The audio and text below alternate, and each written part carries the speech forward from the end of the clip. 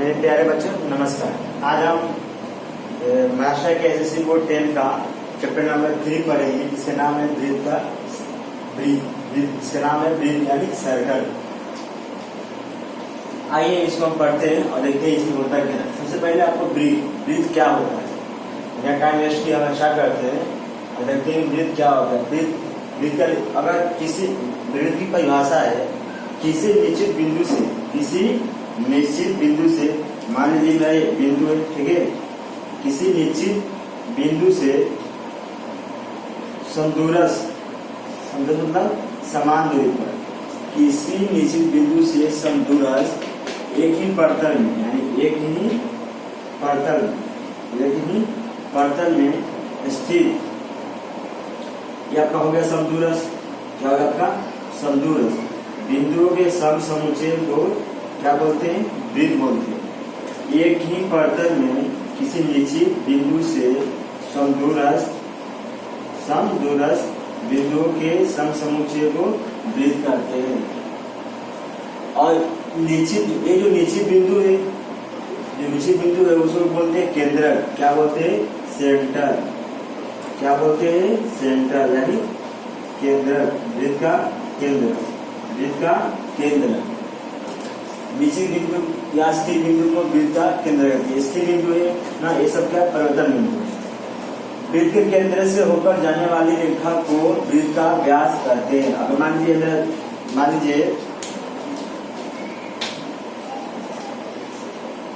ये मेरा पॉइंट है, ठीक है, सेंटर केंद्र के, और मान लीजिए ये मेरा रेखा है जो ब्रीथ के केंद्र से हो जा रही है। केंद्र क्या था आपका, ये था ना, केंद्र से होकर जाए तो इसको हम बोलते हैं ब्रीथ का व्यास बोलते हैं। तो क्या बोलते हैं, व्यास, ठीक है।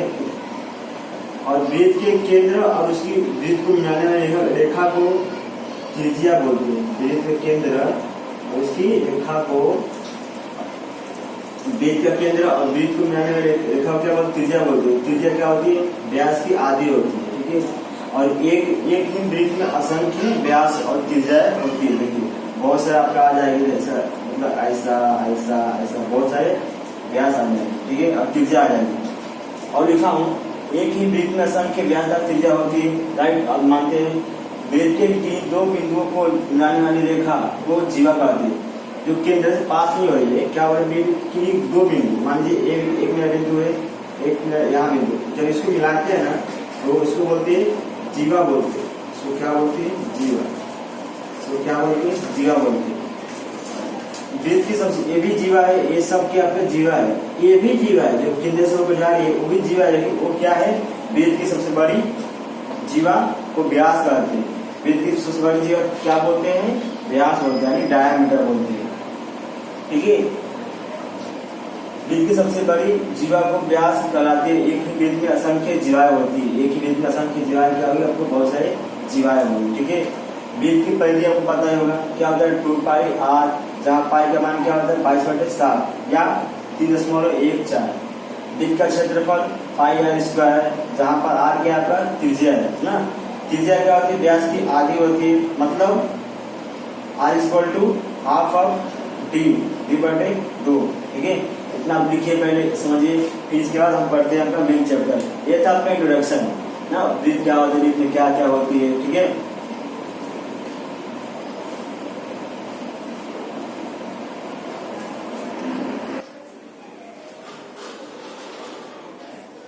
चलिए अब हम कुछ 9th में आप लोग पढ़े होंगे ना, 2-3 थ्योरम है आपका, 4 थ्योरम था, उसका कुछ हम डिवाइड मान लेते हैं। पहला थ्योरम बोलता है एक ही ब्रीथ, मानिए ब्रीथ आपका, ब्रीथ के केंद्र से उसकी जीवा पर डाला गया लंब क्या करता है, जीवा को समद्विभाजित करता है। ये पहला बोलता है ना, केंद्र से जीवा पर डाला गया लंब जीवा को समद्विभाजित करता है। आपको ये याद रहना चाहिए, क्योंकि ये सम जब करेंगे आप ना, सम काम आएगा। इसका विलोम कर दीजिए जरा, विलोम मतलब उल्टा, ठीक है। ब्रीथ के केंद्र और उसकी ब्रीथ के केंद्र और जीवा के मध्य बिंदु, आपका ये मध्य बिंदु हो जाएगा। मध्य बिंदु को मिलाने वाली रेखा क्या होती है, जीवा पर लंब होती है। क्या होती है, अभी अब पहले क्या था आपका, लंब दिया था ना, अभी लंब अब सिद्ध कर रहे, मतलब वृत्त के केंद्र की रेखा और उसके मध्य बिंदु की मिलाने वाली रेखा क्या होती है, जीवा पर क्या होती है, लंब होती है। ठीक है, ये हो गया। तीसरा आपका है, तीसरा एक ही वृत्त में या समसम वृत्त हो, दो वृत्त हो समसम या एक ही वृत्त में चलेगा। अगर मान लीजिए दो जीवा है, ये जीवा है और ये जीवा, ठीक है, अगर इसकी जो दूरी है केंद्र से क्या है, समान है, मतलब ये जितना उतना ये है, ये क्या है, केंद्रक है, तो ये जो जीवा है ना क्या होगी, बराबर होगी, क्या होगी, ये जीवा है इसके क्या होगी, समसम हो जाएगा। ठीक है, अब इसका उल्टा कर दीजिए, अब इसका उल्टा कर दीजिए। मान लीजिए अभी क्या होता है, एक ही वृत्त या समसम वृत्त की जीवा है, अगर मान लीजिए एक ही वृत्त है, इसका केंद्र रखिए, ठीक है, अगर दो जीवाएं है, ठीक है, और एक केंद्र से क्या है, समान दूरी पर, क्या है, समान दूरी पर है, मतलब ये जितना है उतना। अभी उल्टा कर रहे हैं, पहले क्या था, जीवा समसम था इसलिए केंद्र से इसकी दूरी ये मतलब इतना और इतना पार क्या समसम हो रहा था। अभी उल्टा कर रहे हैं, अगर मान लीजिए अभी केंद्र से इसकी दूरी समान है जीवाओं की, ठीक है, तो ये जीवाएं क्या होती है, समसम होती है। ठीक है, अभी उल्टा कर रहे हैं, अगर मान लीजिए अभी समसम जीवाएं है, इनकी दूरी क्या केंद्र से समान होगी। अभी उल्टा फुल्टा, ठीक है, उल्टा कर देने पर हो जाएगा, एक दूसरे का विलोम हो जाएगा। ठीक है, ये तो हो गया आपका 9th का रिवाइज की। अब आइए हम 10th का अब अपना मेन चैप्टर स्टार्ट करते हैं। ठीक है, पहला है आपका स्पर्श रेखा, छेदन रेखा, स्पर्श रेखा और छेदन रेखा। मानिए ये मेरा क्या सर्कल है, क्या सर्कल है, वृत्त है, और एक रेखा है जो वृत्त को दो भाग में बांट रही है, दो भाग में बांट रही है। देखिए ये मैं लाइन की मारता हूँ ऐसा, ठीक है, ये क्या की, ये जो रेखा ये क्या करे, रेखा वृत्त को दो बिंदुओं पर प्रतिच्छेदित करती है। यहाँ ए लेता हूँ, यहाँ पर बी लेता हूँ, तो रेखा ए बी को क्या बोलते हैं, वृत्त का छेदन रेखा बोलते हैं। छेदन मतलब दो भाग में बांटना, छेद है यहाँ पर प्रतिच्छेद करती है, यहाँ पर भी प्रतिच्छेद करती है, इसलिए रेखा ए क्या होगी, वृत्त की छेदन रेखा होगी। छेदन मतलब वृत्त की वह रेखा जो वृत्त को दो भागों में डिवाइड करती है ना, एक ये भाग हो गया, दूसरा ए भाग हो गया ना। और होती है बात, इसको बोलते हैं छेदन रेखा, क्या बोलेंगे, छेदन रेखा, छेदन रेखा। अब बात आती है स्पर्श रेखा, छेदन रेखा बोलते हैं सेकेंड। ठीक है, अब आती है बात स्पर्श रेखा। ऐसा कोई रेखा हो, ऐसा कोई लाइन हो जो वृत्त को टच होकर जाती है, क्या होती है, टच होकर। चलिए एक लाइन में मारता हूँ, खींचता हूँ, जो वृत्त, मान लीजिए ये मेरा क्या लाइन है जो वृत्त की परिधि को क्या टच करती है, क्या है, टच करती है ना, तो इसको बोलते, मान लीजिए रेखा ए में, इसको बोलते हम स्पर्श। भाई जो रेखा है वृत्त को क्या करे, स्पर्श कर रही है, छू रही है, इसको बोलते हैं स्पर्श रेखा। स्पर्श रेखा क्या बोलेंगे इसको, स्पर्श रेखा। ठीक है, यानी टेंजेंट बोलते हैं, टेंजेंट क्या है, टेंजेंट। मान पा छेदन रेखा स्पर्श रेखा क्या होती है, छेदन रेखा मतलब वह है जो वृत्त के दो भाग में बांटती है, उसको बोलते हैं छेदन रेखा। स्पर्श रेखा मतलब वह है जो वृत्त को छूकर या टच होकर स्पर्श होकर जाती है, उसको बोलते हैं स्पर्श रेखा बोलते हैं। अब एक थ्योरम है जो जिसके लिए से बहुत सारे सम आते हैं, ठीक है, उसका नाम है स्पर्श छेदन रेखा का प्रमेय। यहाँ पहला है आपका स्पर्श रेखा का प्रमेय, नाम है पहला स्पर्श रेखा का प्रमेय, नाम है पहला स्पर्श रेखा का प्रमेय। क्या है, स्पर्श रेखा का प्रमेय। ठीक है, हाँ, स्पर्श रेखा का प्रमेय। मान लीजिए ये मेरा, इसको प्रूफ नहीं करूंगा, इसका जो प्रूफ है कॉन्ट्राडिक्शन से, यानी असंगत से। इसका जो प्रूफ होता है, मान लीजिए मानता हूं कि मेरा ये जो लिखा, ये मेरा बनाया सर्कल नहीं है। मान लीजिए इसका जो प्रूफ है गलत तरीके से प्रूफ करते हैं, मानते हैं कि गलत है, गलत कोई गलत प्रूफ करते हैं। मान लीजिए ये मेरा 5 है, मैं इसको मानता हूँ 5 क्या रियल नंबर है, मानता हूँ कि ये रियल नंबर नहीं है। अब रियल नंबर नहीं है, कुछ और होगी, मैं इसको क्या करूंगा, सिद्ध करूंगा रियल नंबर नहीं है। अगर रियल नंबर नहीं आती है अगर मैं इसको सिद्ध करते करते रियल नंबर ही आ जाती है, मतलब जो माने थे, क्या माने थे कि रियल नंबर नहीं है, वो क्या हो गया, गलत हो गया, मतलब क्या होगा, ये रियल नंबर होगा। भाई हम इसको मान के चले थे कि ये तो है रियल नंबर, सिर्फ ये रियल नंबर है, मान लिया कि ये रियल नंबर नहीं है, रियल नंबर यानी रियल नंबर नहीं है, हिंदी बोलते हैं रियल नंबर को वास्तविक संख्या नहीं है, वास्तविक संख्या नहीं है। तो हम क्या करें, इसको वास्तविक संख्या नहीं सिद्ध करते। अगर चालू केस सिद्ध करते करते हम ऐसा निष्कर्ष निकाले जो आ गया कि रियल नंबर है, मान ही चाहे थे रियल नंबर है, आ गया रियल नंबर है, तो क्या हो गया, दोनों का मिलाप क्या हो रहा है, असंगत हो रहा है, मिल नहीं रहा है ना, ये क्या होगा, असंगत हो गया। इसका प्रूफ क्या है, असंगत से यानी कंट्राडिक्शन से।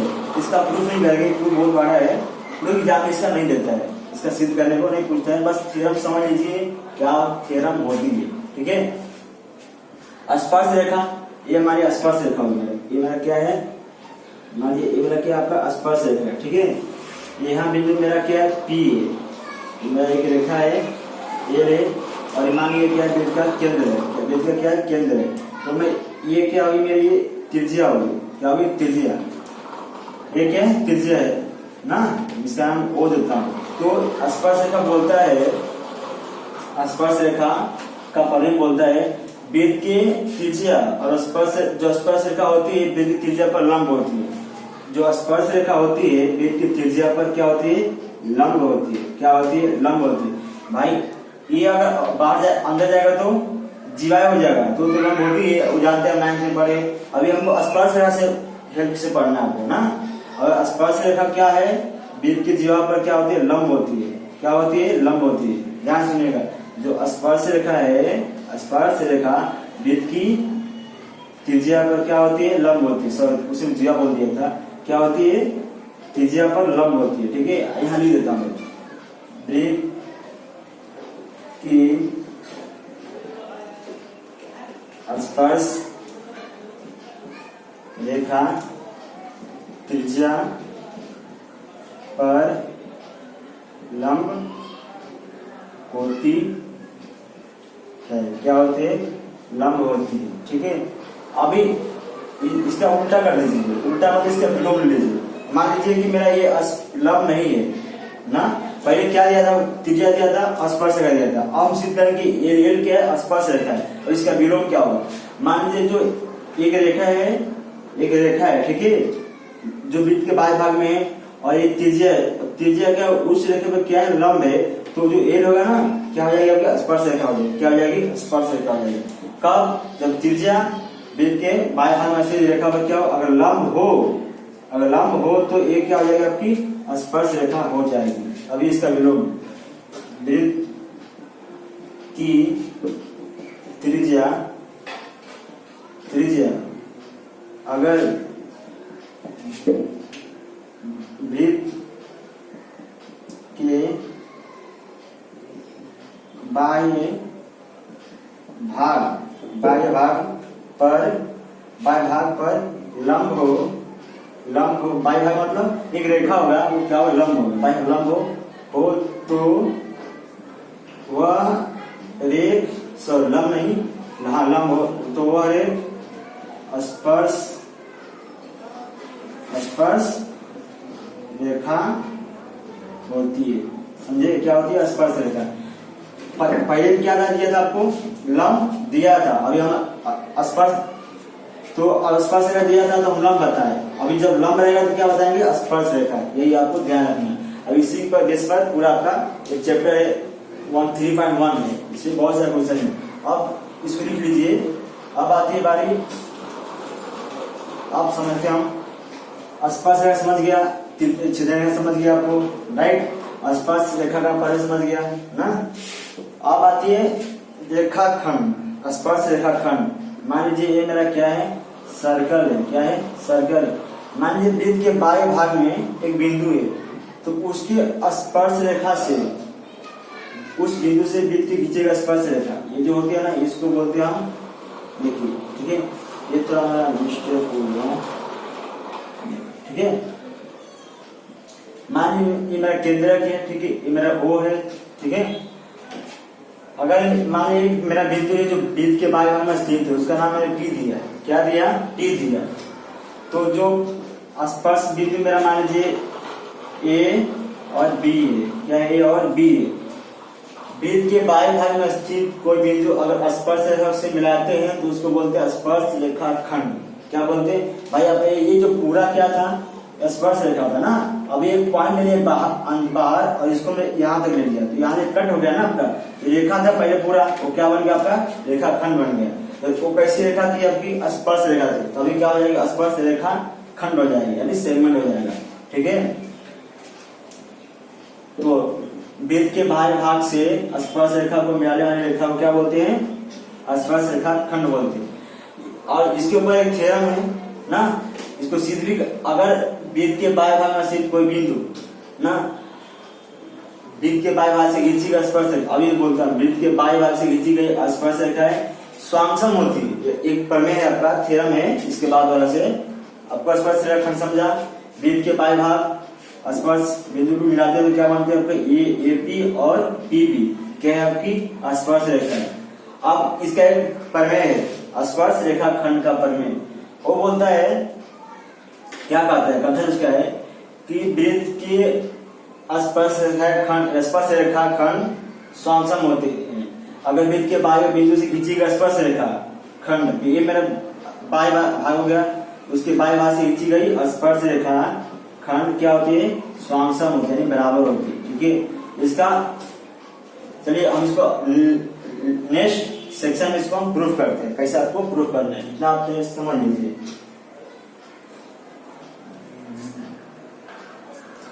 चलिए अब हम क्या करते हैं? थ्योरम को प्रूफ करते हैं। कौन सा? आपको बताया था ना, स्पर्श रेखा खंड का हमको प्रमेय सिद्ध करना है।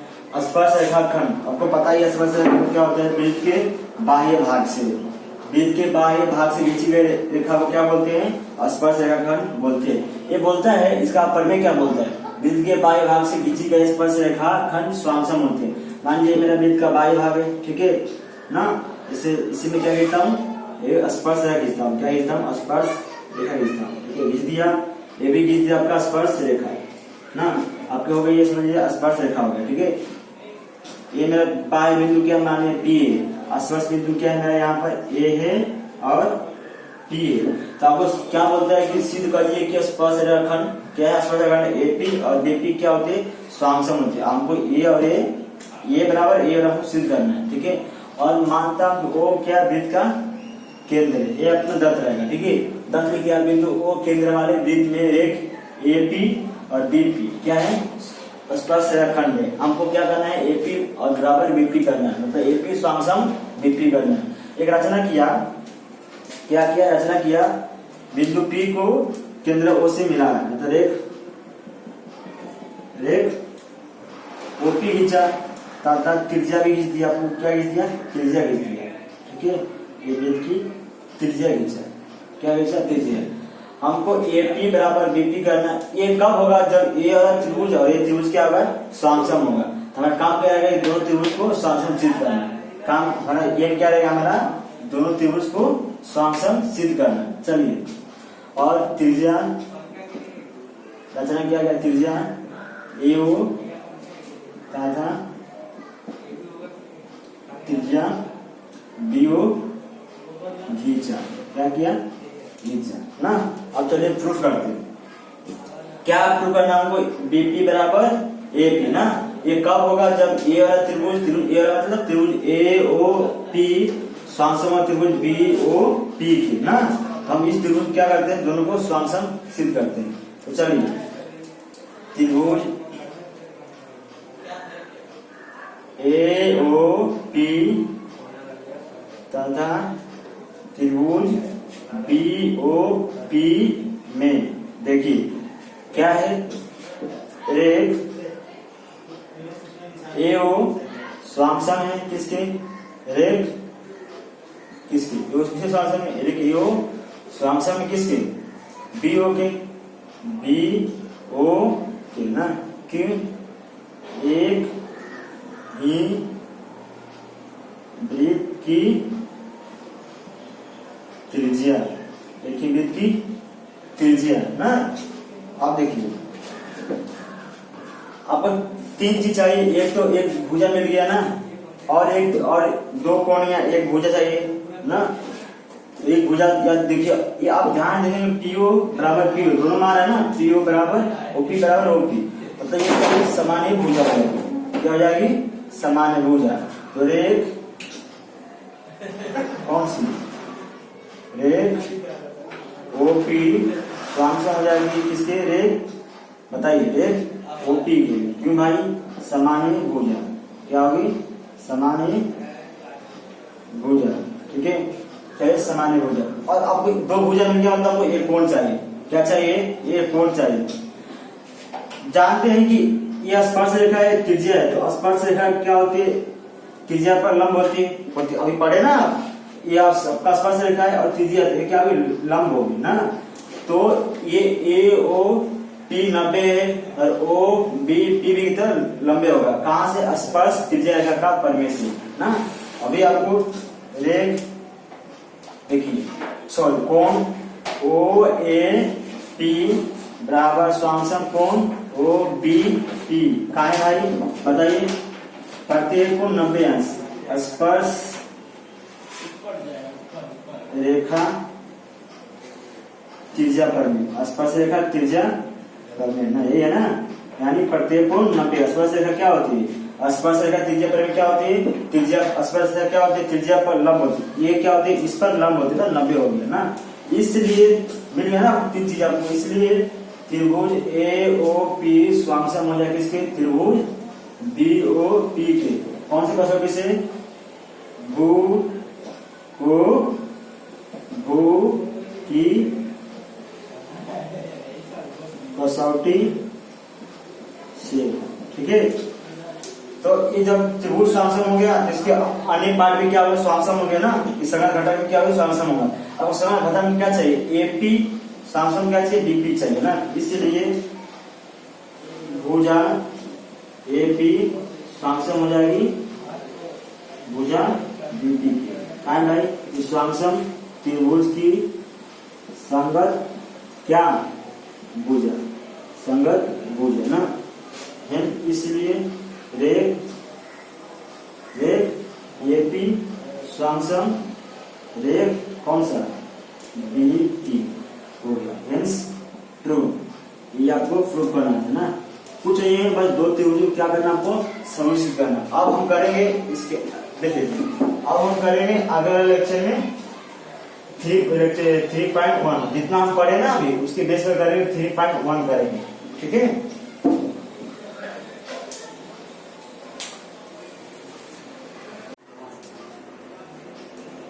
चलिए अब हम करते हैं प्रश्न संग्रह 3.1 एक्सरसाइज 3.1।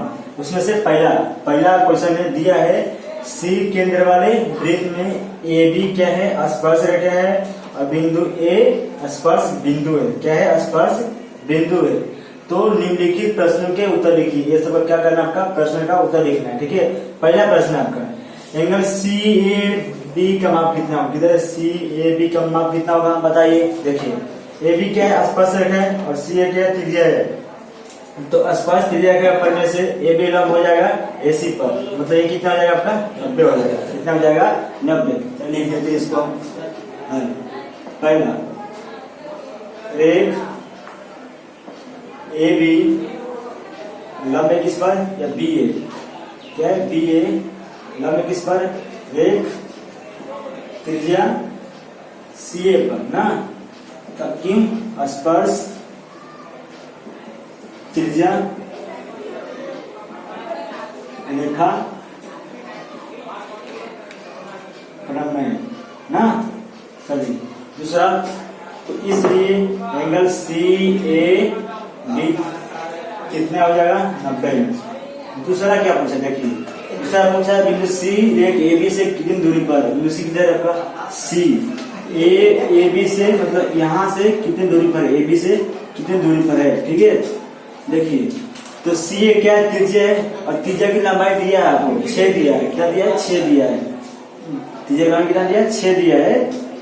ये आपको दिया है 6। ठीक है, कितनी हो जाएगी, तो इसलिए बिंदु सी या रेख ए बी से 6 सेंटीमीटर पर है ना, दूरी पर है। तीसरा देखिए, यदि डिस्टेंस ऑफ ए बी, अगर डिस्टेंस ऑफ ए बी आप कितना है 6 है, तो डिस्टेंस ऑफ बी सी कितना होगा? ये आपका 90 है। और मैं इसको मिला देता हूँ तो क्या बन जाएगा? समकोण त्रिभुज बन जाएगा। इसमें क्या लाएगा? पाइथागोरस का प्रमेय ना। तो त्रिभुज, तीसरा त्रिभुज सी ए बी में क्या कीजिए? पाइथागोरस का प्रमेय लगाए। 90 से ना, देखिए कोण सी ए बी 90 बराबर 90, कहाँ से? स्पर्श त्रिज्या के प्रमेय से। इसलिए बताइए आगे प्रमेय जरा पाइथागोरस का। A B sorry B C square बराबर A C square plus A B square. Pythagoras का प्रमेय क्या है? पाइथागोरस का प्रमेय, पाइथागोरस क्या है? पाइथागोरस प्रमेय ना। बीसी पूछा आपको ना कितना होगा डिस्टेंस है बीसी। एसी कितना आपका? 6 का स्क्वायर प्लस 6 का स्क्वायर, दोनों हो जाएगा आपका 36 प्लस 36 कितना आ जाएगा? 72। अभी आपका क्या है? बीसी स्क्वायर है ना, क्या लेना पड़ेगा आपको? यहाँ 72 है। क्या लेना पड़ेगा आपको? दोनों पक्षों का वर्गमूल लेना पड़ेगा। क्या लेना पड़ेगा? दोनों पक्षों का वर्गमूल देते हैं, दोनों पक्षों का वर्गमूल लेना पड़ेगा। क्या हो जाएगा? बीसी बाहर निकल जाएगा, इसका क्या हो जाएगा? इसका हो जाएगा 36 गुने 2 यानी 72, और 36 का कितना होता है आपका वर्गमूल?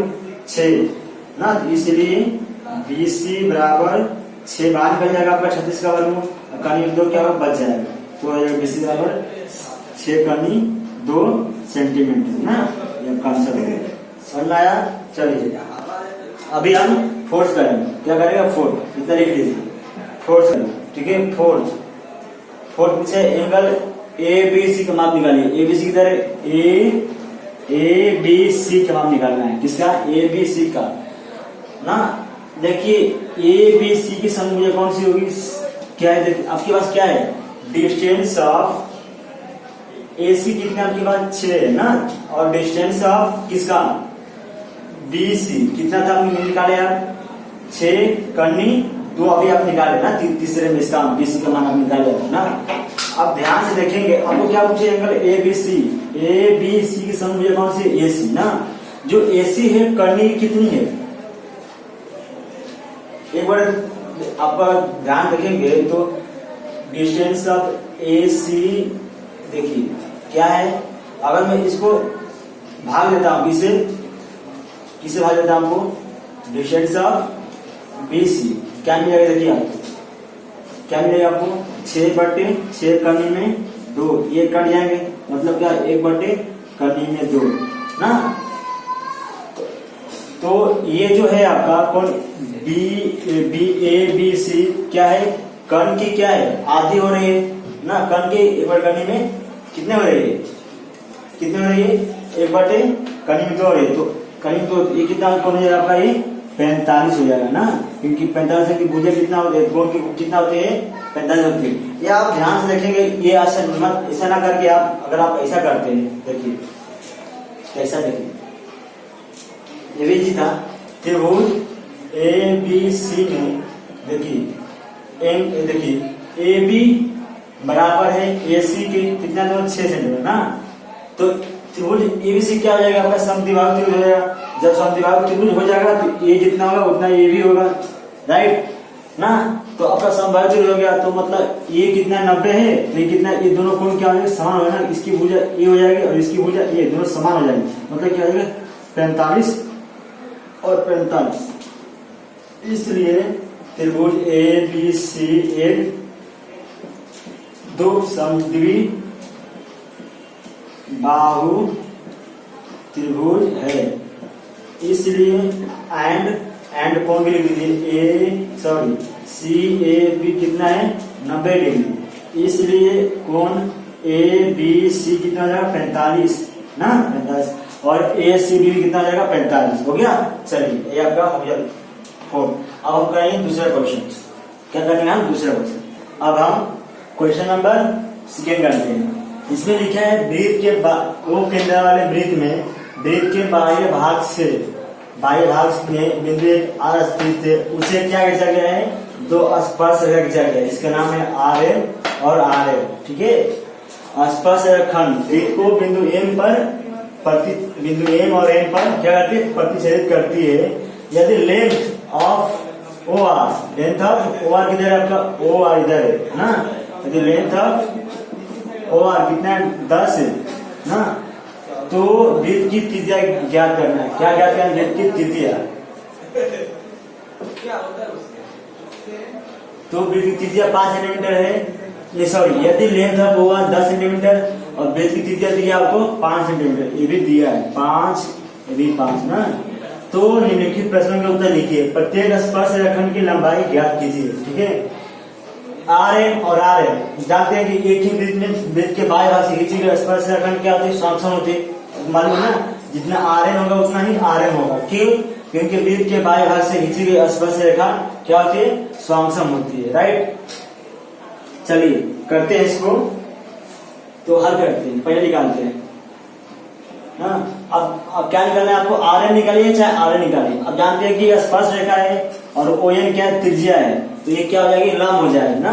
कहां से, स्पर्श त्रिज्या रेखा का परिमेय। देखते हैं एक कौन सा, आर एन वृत्त की स्पर्श रेखा तथा एक ओ एन क्या है, त्रिज्या है ना, इसलिए ओ एन लंब हो किस पर, एन आर पर। कहां से,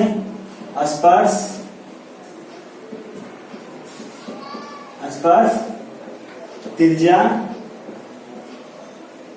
रेखा का परिमेय क्या है, स्पर्श रेखा त्रिज्या का परिमेय ना। तो मतलब त्रिभुज ओ एन आर क्या हो जाएगा आपका, समकोण त्रिभुज होगा।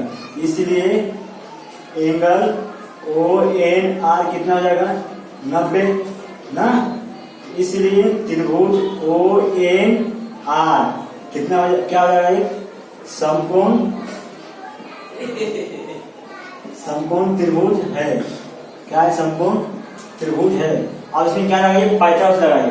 तो देखिए 90 है, 90 के सामने क्या होती है, कर्ण होती है ना। तो ओ आर का स्क्वायर बराबर पहली भुजा एन आर का स्क्वायर प्लस दूसरी भुजा का स्क्वायर, ओ एन का स्क्वायर। आपको एन आर दिया है, निकालना है ना। स्पर्श रेखा आपका ना, स्पर्श रेखाखंड है, उसकी लंबाई पूरा निकाले। तो प्रत्येक स्पर्श रेखाखंड की लंबाई निकाले, कितनी होगी, जितना एन आर होगा उतना आर एम होगा। हम एक निकालते हैं, ओ एन 5 का स्क्वायर, ओ आर 10 का स्क्वायर, एम का हो जाएगा 100 और एन आर का स्क्वायर प्लस 25। तो N R therefore N R बराबर क्या हो जाएगा, 100 माइनस 25 ना। 25 क्या माइनस कर दिया, 75 कर दिया, कितना हो जाएगा आपका ये 75। कितना हो गया, 75 ना। तो हम क्या करते, दोनों बच्चों क्या लेते हैं, वर्गमूल लेते हैं। क्या लेते हैं, वर्गमूल का निकालते हैं 75 ना। अभी मैं 75 क्या ले सकता हूँ, 25 दिया 75। ऐसे क्यों लिखा, ताकि 25 का मुझे वर्गमूल मिल जाए। 25 का वर्गमूल कितना होता है, 5 होता है ना। तो 5 बाहर निकल गया ना, और एन आर बाहर निकल जाएगा, एन आर का स्क्वायर है ना। स्क्वायर का स्क्वायर है, उसके अंदर भी क्या करनी दी है, तो करनी हट जाती है ना। आपको बस का सब स्क्वायर हट जाएगा। तो एन आर कितना हो गया आपका, इतना होगा ना, सेंटीमीटर। ठीक है, आप देखिए पूछा है प्रत्येक स्पर्श रेखाखंड की लंबाई कितनी होगी, इसलिए जितना एन आर होगा उतना ही क्या होगा, एम आर होगा ना। क्यों, क्योंकि वृत्त के बाएं भाग से खींची गई स्पर्श रेखा खंड क्या होती है, स्वांगसम होती है। क्या होती है, स्वांगसम होती है, आपने पढ़ाया है। ठीक है, तो इसलिए अतः इसलिए आंसर आ लास्ट में, प्रत्येक रेखा खंड की लंबाई कितनी होगी, कितना 5×3 सेंटीमीटर होगी। आपका क्या हो गया आंसर। ठीक है, अब हम करेंगे क्वेश्चन नंबर 2। समझा आपको ये? देख लीजिए ध्यान से।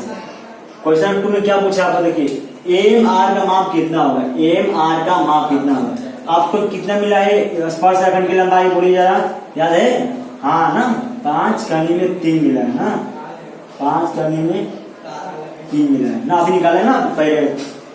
एम आर का मान कितना होगा, एम आर ओ का मान कितना होगा ना, मतलब एम आर ओ का मान, एम आर ओ इधर है कौन, इस कोण का माप पूछ रहा है ना, इस कोण का माप पूछ रहा है। देखिए जो कोण एम आर ओ है उसकी संयुक्त भुजा क्या है, ओ एम है, और ओ आर क्या है, कर्ण है। ये क्या है आपका समकोण त्रिभुज है ना, समकोण त्रिभुज है। समकोण त्रिभुज एम आर ओ में ओ आर कितना है आपका 10 है, एम ओ कितना है 5 है, मतलब ओ आर क्या है, कर्ण क्या है, कर्ण क्या है, इसका 2 गुना है ना, मतलब जो इसकी जो समकोण भुजा है क्या कर्ण की आधी हो रही है ना। देखिए समकोण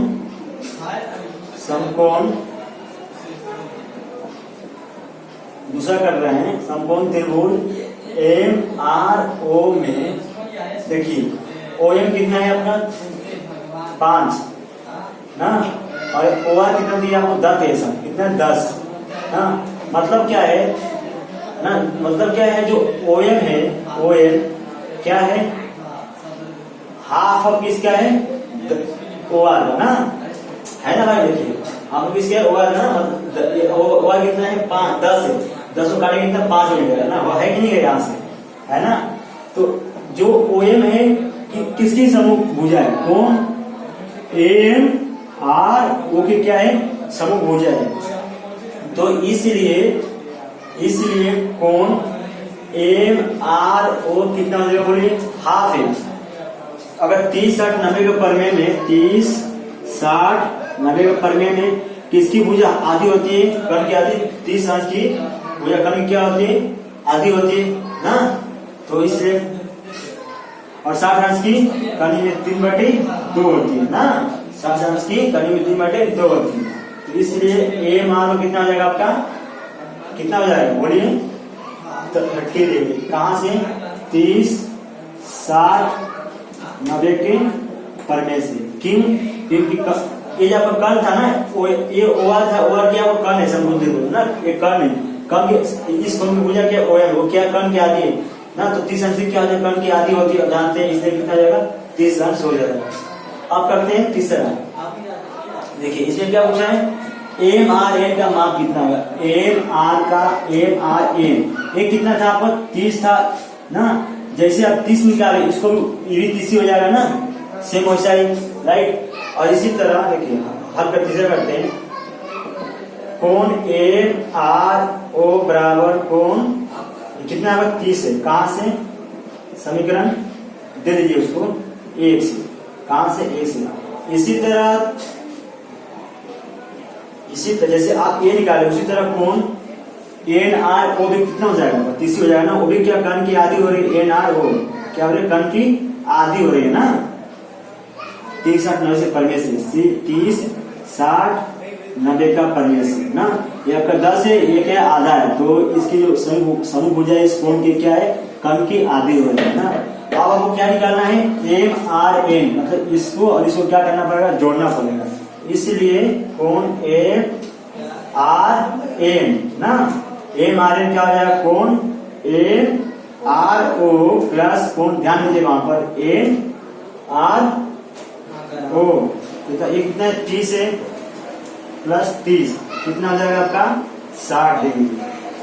देयरफॉर कोण एम आर एन कितना हो जाएगा आपका 60, कितना हो जाएगा 60। ठीक है, जैसे कि आपको ये तो निकालना था ना, ये और ये, जिस तरह आप ये 30 निकाले उसी तरह की 30 ही होगा, वो कैसे निकाला 30 आपको बताया मैं यहाँ पर ना, तो दोनों जोड़ देंगे कितना हो जाएगा आपका 60 हो जाएगा। चलिए अब हम करेंगे क्वेश्चन नंबर 3 नेक्स्ट। चलिए अब हम क्वेश्चन नंबर 3 करेंगे। इसमें लिखा है रेख आर एम और रेख आर एम वृत्त की क्या है, स्पर्श रेखा है, और बिंदु एन और एम क्या आपका स्पर्श बिंदु है, यानी टेंजेंट पॉइंट है। तो सिद्ध कीजिए कि ओ आर कोण M O R sorry M O N और M R N angle M R N को क्या करती है, समद्विभाजक करती है। मतलब क्या करती है, ये कोण को भी क्या करते हैं, दो भाग में बांट रहे हैं ना, और इस कोण को भी क्या करे आपको, दो भाग में बांट रहे हैं। आपको ये सिद्ध करना, आपको प्रूफ करना है। आपको करना है सिद्ध करो कि एक ओ आर कोण एम ओ एन और एंगल एम आर एन को क्या करती है, समद्विभाजक करती है। अब आता है ये समद्विभाजक मतलब होता क्या है, मतलब ये दोनों कोण बराबर है, ये भी कोण बराबर है, और ये कोण बराबर कब होगा, जब ये त्रिभुज दोनों को मैं क्या कर दूंगा, मैं कॉन्ग्रुएंट यानी स्वांगसम सिद्ध कर दूं, बराबर सिद्ध कर दूं, तो मैं बोलूंगा कि स्वांगसम त्रिभुज के संगत घटक क्या होते हैं, स्वांगसम होते हैं। तो अब मेरा जॉब क्या रहेगा कि दोनों त्रिभुज को स्वांगसम सिद्ध करना, क्या करना, स्वांगसम सिद्ध करना, ठीक है।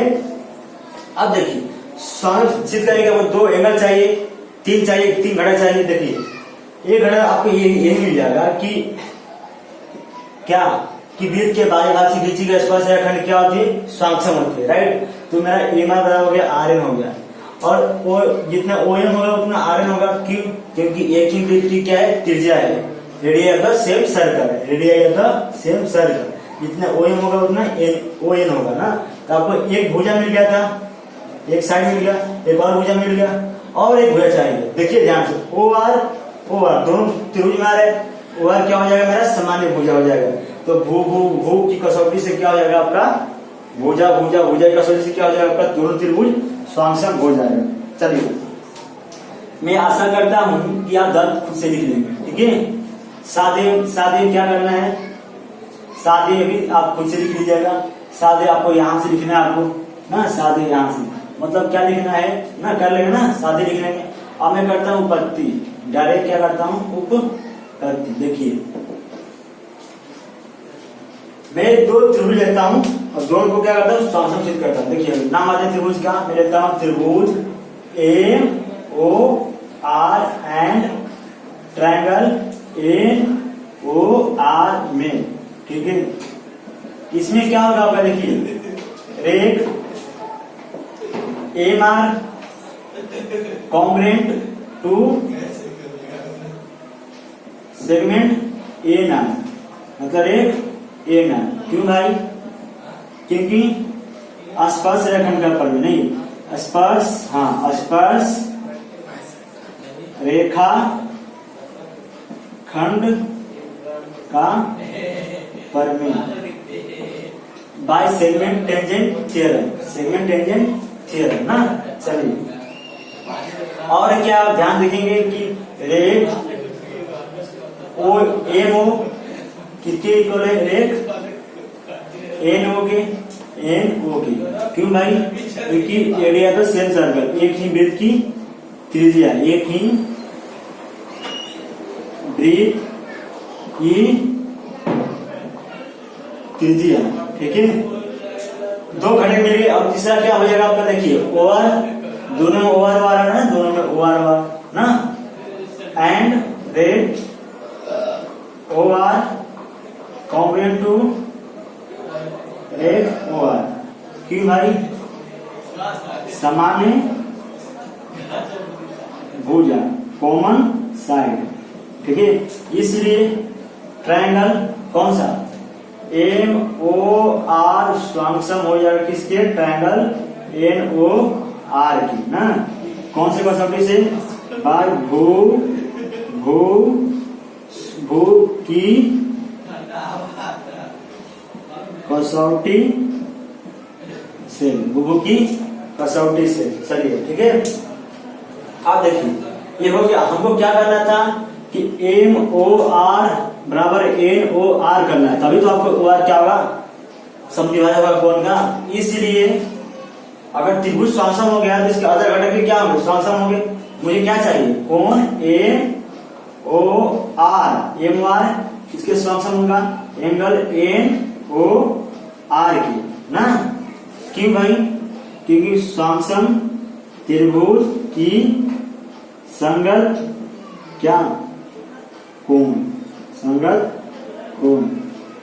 इसी तरह आपका, इसलिए देखिए जितना वो एम ओ आर है उतना एन ओ आर हो जाएगा, इसलिए जो एक किरण आपका ओ आर होगी क्या हो जाएगी, रेख ओ आर का ही समद्विभाजक हो जाएगी। इसलिए रेख ओ आर या कोण एम ओ एन की समद्विभाजक है। इसका मतलब ही यही होता है, क्या है, समद्विभाजक मतलब 22 से करती है, दो भाग में ना 22 भाजक है ना। दूसरा क्या करना आपको कि ओ आर क्या करती है, कोण एम आर एन को समद्विभाजक करते हैं, मतलब एम आर ओ बराबर एन आर ओ। देखिए मुझे मिलेगा M R O M R O, तो यहां पर एन आर ओ ना, और कोण एम आर ओ स्वांग हो जाएगा कोण एन आर ओ। क्यों भाई, स्वांग त्रिभुज की संगत कोण, क्या स्वांग की संगत कोण।